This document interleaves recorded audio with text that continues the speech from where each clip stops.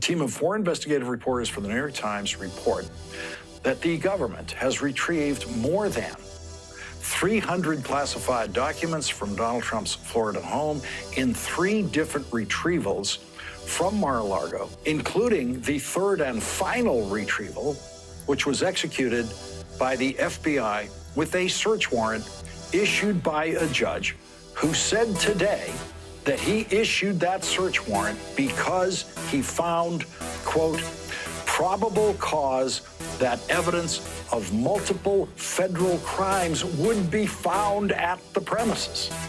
Let's touch on current events, Mar-a-Lago situation and the search, and what you think about that, bro?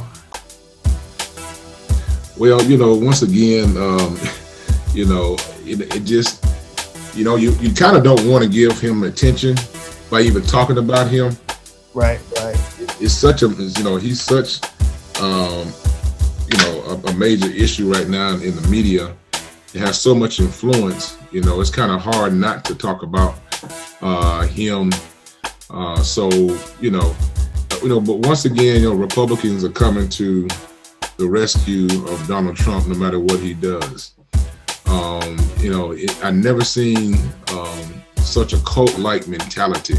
And this is not for all the Republicans, but the Republicans are the ones that are supporting him, that are protecting him, and sticking up for him when he's doing criminal behavior.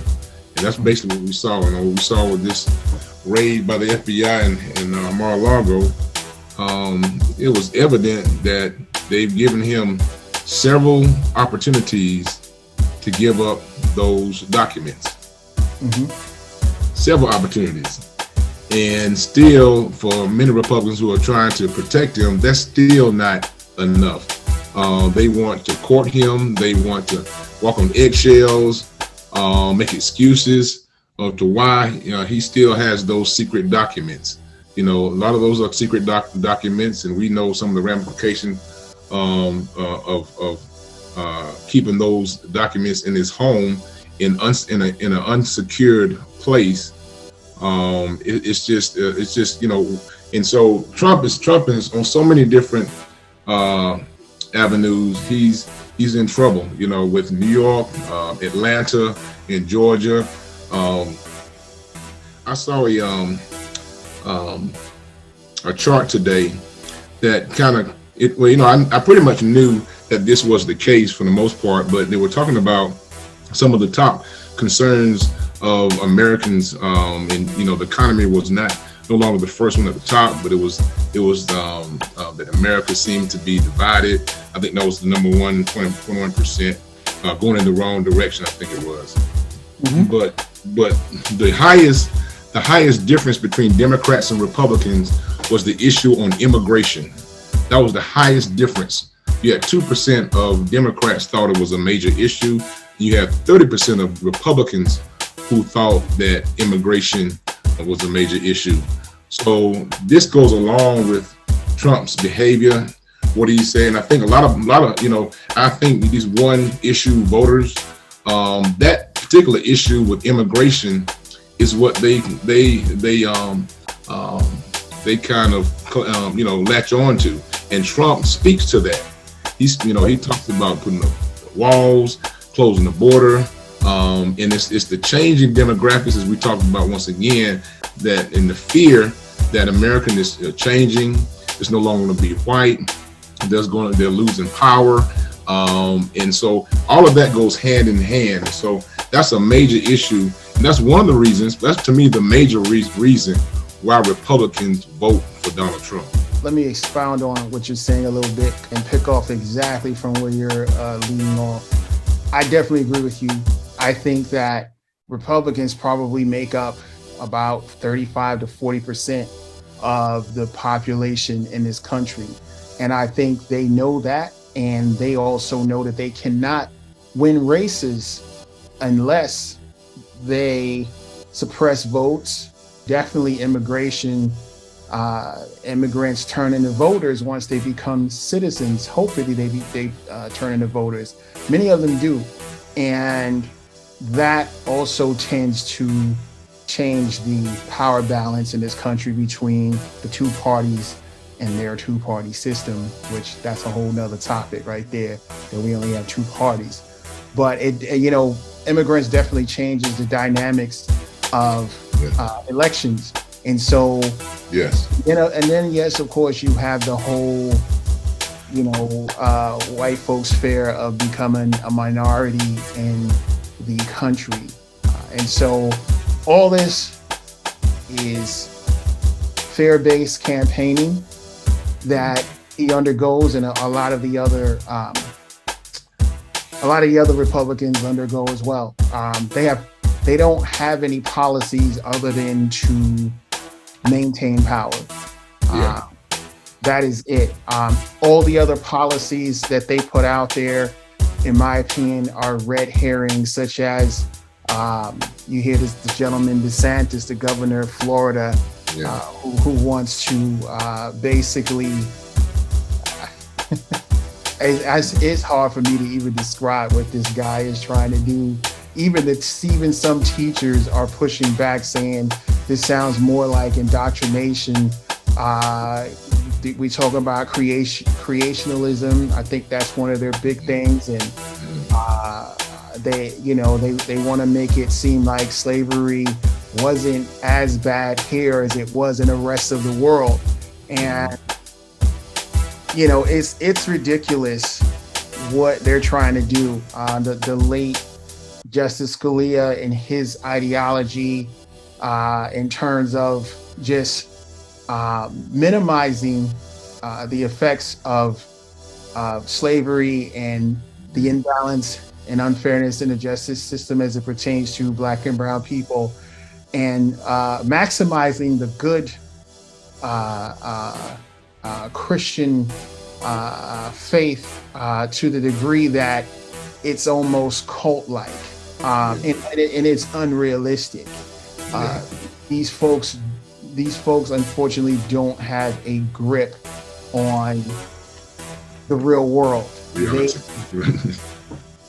They really don't, and I'm glad that the court system down here is definitely pushing back against what DeSantis is trying to put forward in the school system.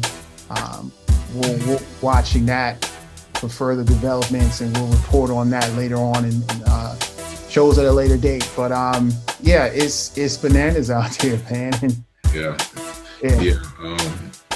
I think he just suspended the Attorney General because he didn't agree with him abortion deal with abortion, and about something that he could not make a decision on. Is not currently making a decision on, but how he would decide in the future. So he's suspended him. It's just an outrage, and he's DeSantis to me is almost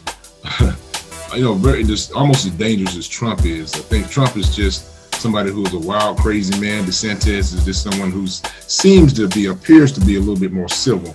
Harvard grad, but someone who definitely does not have our best interests in mind. He clearly doesn't. When it comes to whether you're talking about minorities or women, he definitely does not. He's not in it almost seems, and we talk about fascism, but what you see now with the attitude of the Republican Party in general, they are adopting fascist behavior, definitely. And when you have 30% of the electorate trying to control the rest of the country, that's a problem. That's a problem, and that's what we're seeing more and more of. And so, like you said earlier, the Republicans may have made a decision. They did. They cannot win legitimately the right way. They have made it a purposeful decision that if they have to cheat, if they have to lie, that this is what it's going to cost to win. That the ends justifies the means. So this is what they've come up with. They've made that decision.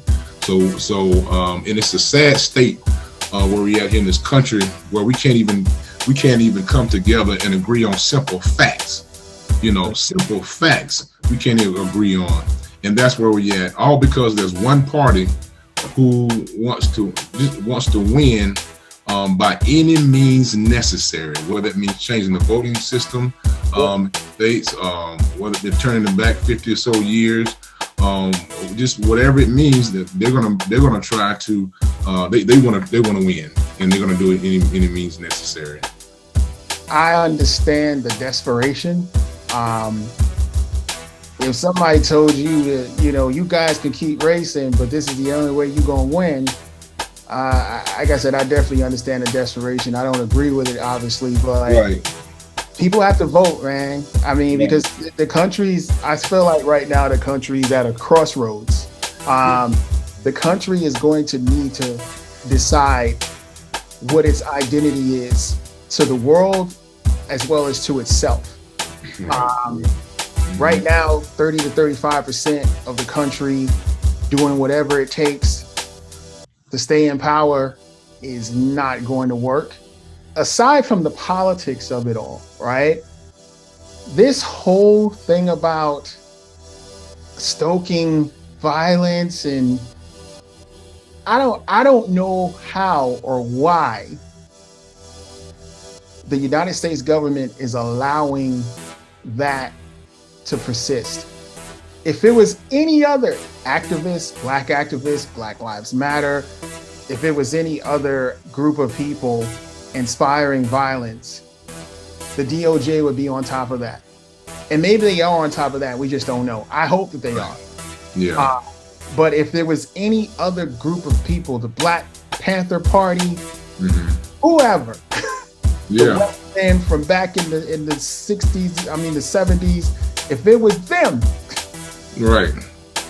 These people make Antifa look like a Boy Scout troop. Yeah.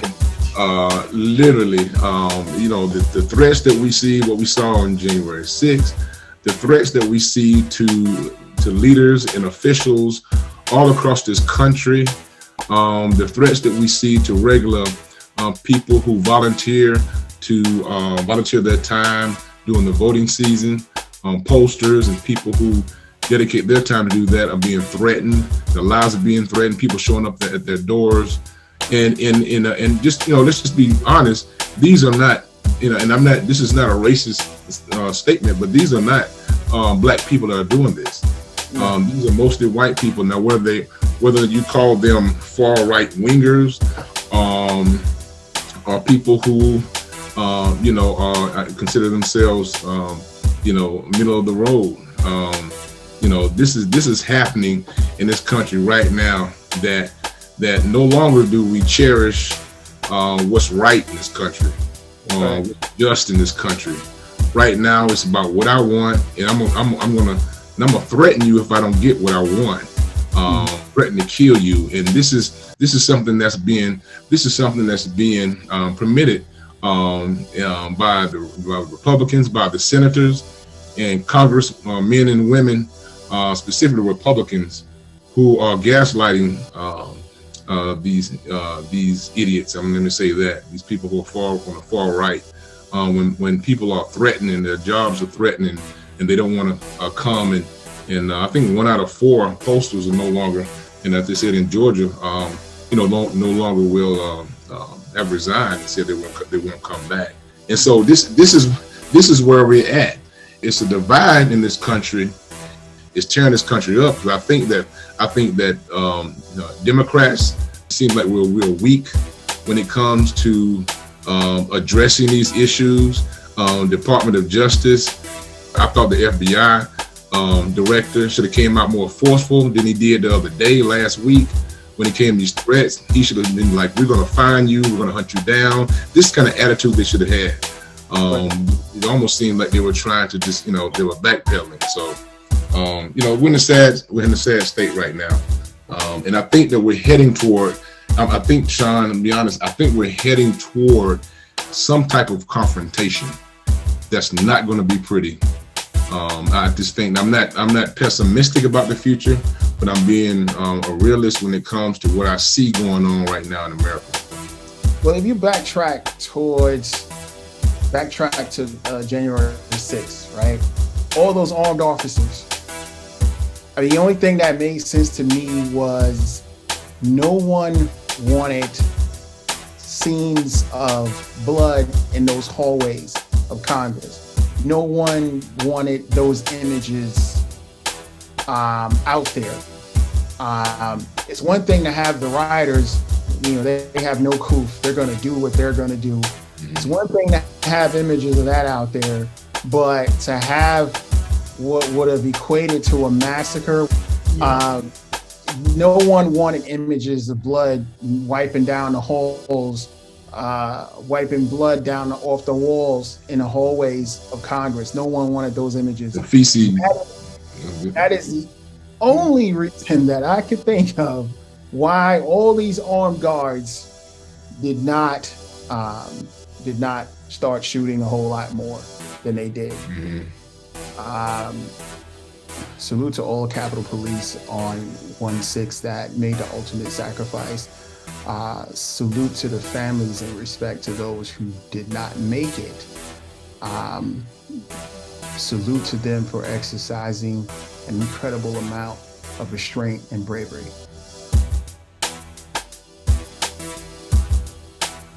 But once again, many far right wingers have made a decision that it's time for battle, that it's time to fight back, and that means that we need to bear arms, protect ourselves. And when they say protect themselves, that means protect themselves against the people of color. I'm being very honest. This is what I'm not talking about all conservatives.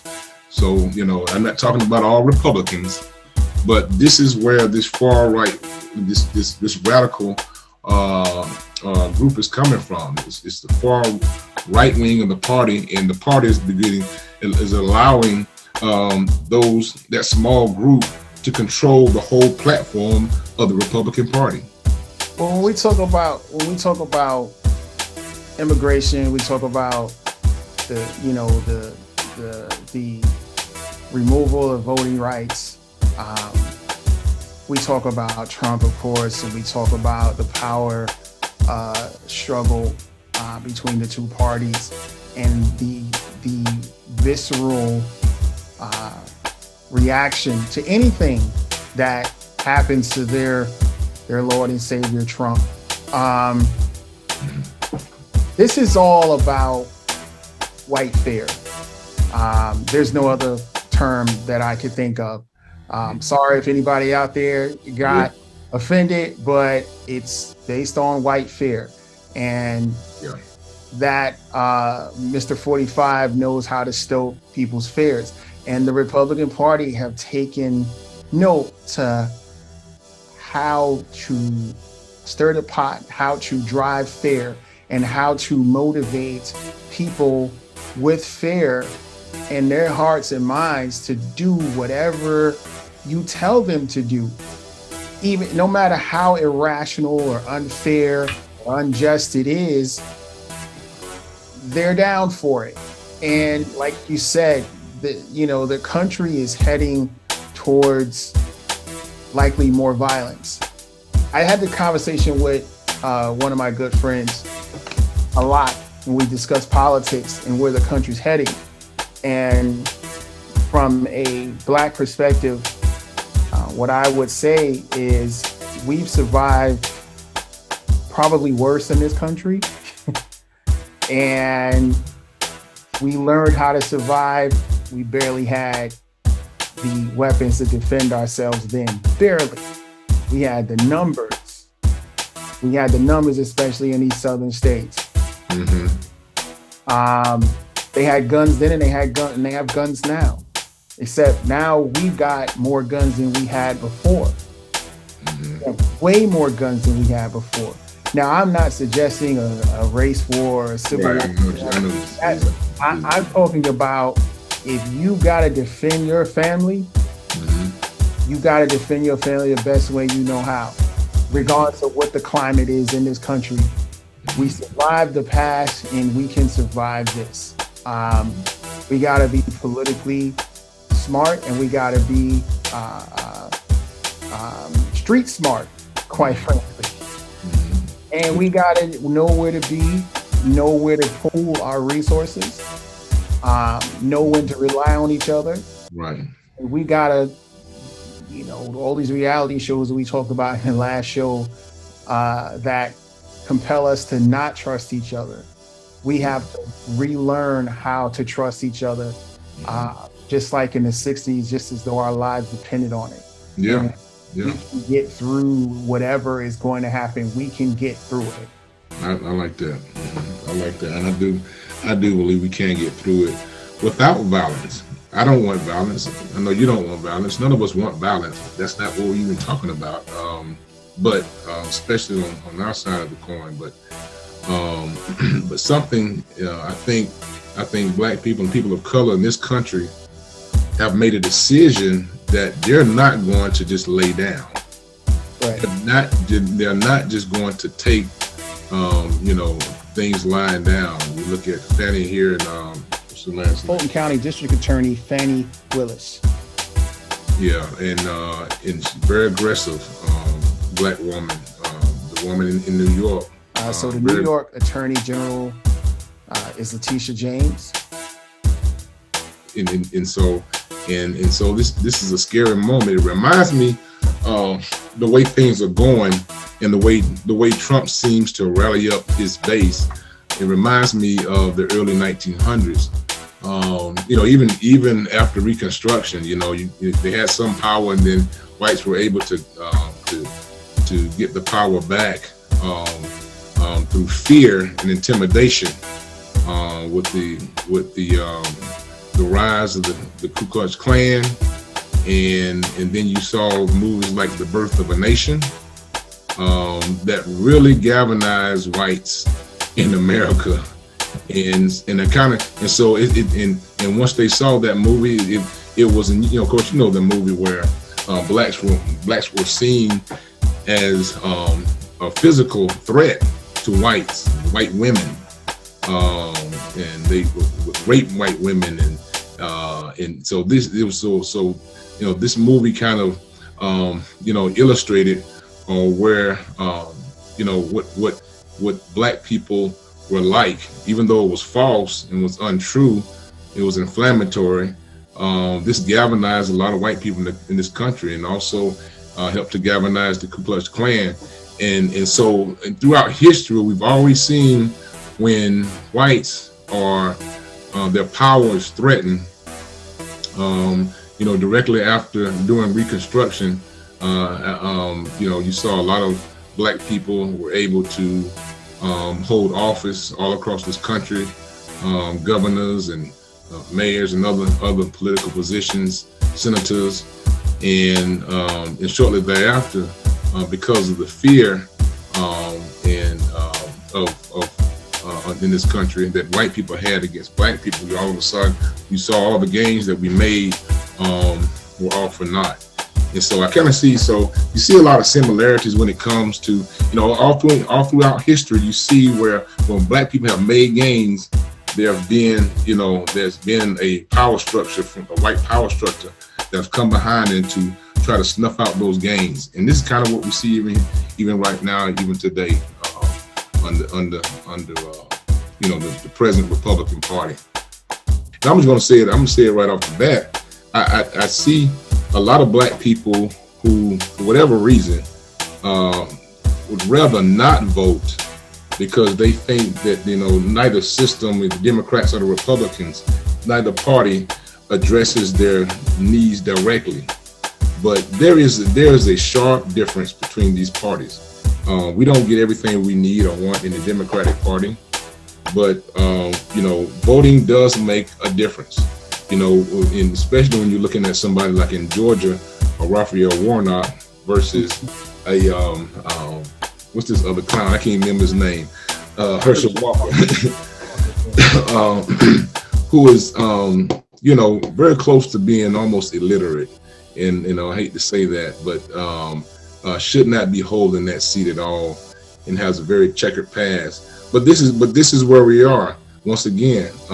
They're willing to do whatever it takes to even put somebody up there in office who definitely is nowhere near qualified to hold that seat, who can't even complete a sentence, but yet they're holding this black man up as a token, and he's doing the bidding, doing their bidding. So, you know, I just think that this is what they've done throughout history, and I think there's a lot of anger. You see a lot of frustration out there, and that anger and frustration is now boiled over to, well, we're just gonna just lie. You know, I see it's got an apple or orange. I call it apple. I can call it apple or orange if I want to. It's an apple, but if I want to call it orange, I'll call it orange. I'll call it a pear or a peach or whatever it is. And so we come to a point where we can't even agree on facts, because if you agree on facts, then they're in the losing club. We're gonna wrap, but before we go, I just want to ask, what do you think is the solution to this current state of politics in the presence of this man in politics? What do you think is the solution?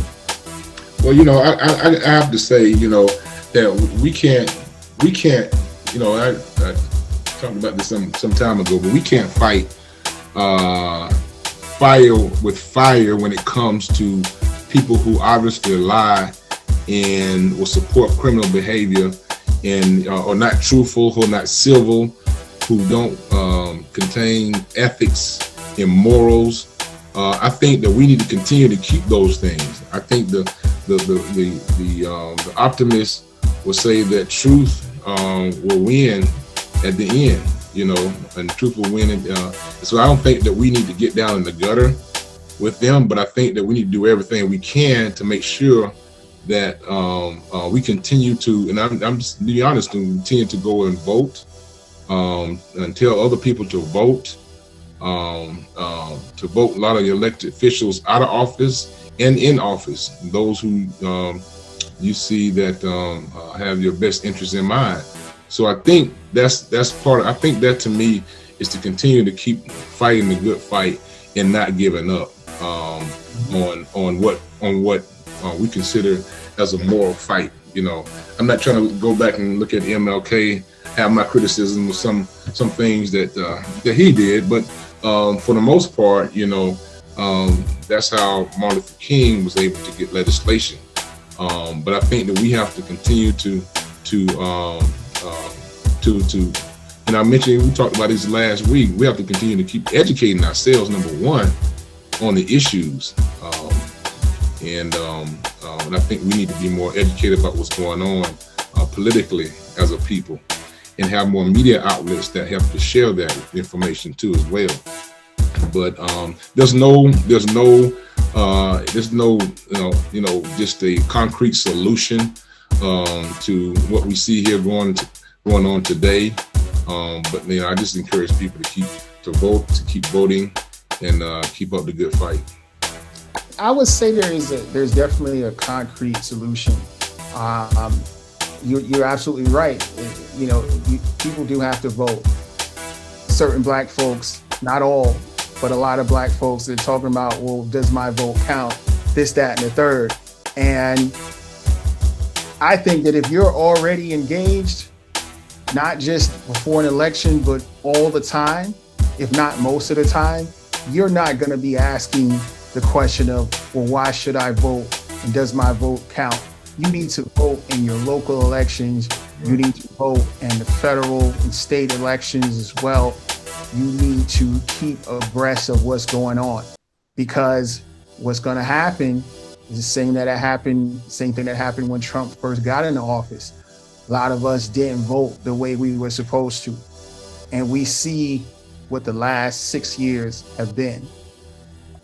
So yeah, keep playing. Yeah. Whether or not you should vote and all that, and you're gonna get what you're gonna get. Right. Bottom line, yeah, you're gonna get what you're gonna get when you don't vote, and there's definitely a difference. You know, what you settle for, and you need to keep pushing forward. There has been some progress made. Just look at Georgia.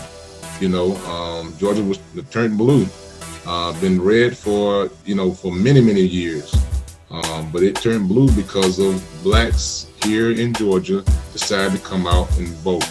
And they sent Senator Warnock and what's his name, Ossoff, to the Senate, and they turned the state blue. Fulton County, DeKalb County, these counties turned out and voting. So it does make a difference. And like you said, we need to be engaged all along and know what's happening and be concerned, because it affects us directly. We talked about how we want to have solutions at the end of every show. So whether you aspire to be an elected official or just want to advocate for a specific cause, there are lots of ways to get involved in politics at both the national level and the local level. If you want to join the process but don't yet know how, here are 6 strategies for doing so. Number 1, make a donation. If you want to get involved in politics without even leaving the comfort of your home, you can do so by donating to political campaigns or advocacy groups. During the 2008 presidential election, Barack Obama's campaign was heavily funded by small donations. Number 2, volunteer on a political campaign. Volunteering on a campaign can mean making phone calls, also known as phone banking, or sending text messages, or canvassing door-to-door to advocate for political candidates. Every election cycle campaign relies on on-the-ground volunteers to spread grassroots enthusiasm about their candidate and their cause. In the United States, the most popular form of volunteering tends to be for presidential campaigns, but first-time volunteers might find their time is more effectively spent advocating for local representatives whose policies more directly affect their day-to-day lives. Local elections, folks. Number 3, join a nonprofit organization. Unlike a politician's campaign, a nonprofit organization tends to organize around advocacy for a specific issue. Number 4, join your community's civic life. You can volunteer on nonpartisan voter registration drives that aren't affiliated with any specific candidate. They simply register voters for local elections. You can also volunteer at a polling place on election day. Other options for local engagement include attending town hall meetings or city council meetings and canvassing for the Census Bureau. Number 5, make politics your job. If you love the political arena and want to be deeply involved, you might consider making it your career path. If you have strong communication skills, policy expertise, or a background in fundraising, you can get a job as a staffer for someone who holds political office. Number 6, last but not least, run for office yourself. The most ambitious way to throw yourself into the political system is to run for office yourself. Many politicians begin their careers in local government, running for offices on local school boards or city councils. Many will look to advance their careers over time, perhaps transitioning to state and eventually federal government. Others will opt out to make a career exclusively in local politics. And that's our show, folks. God bless.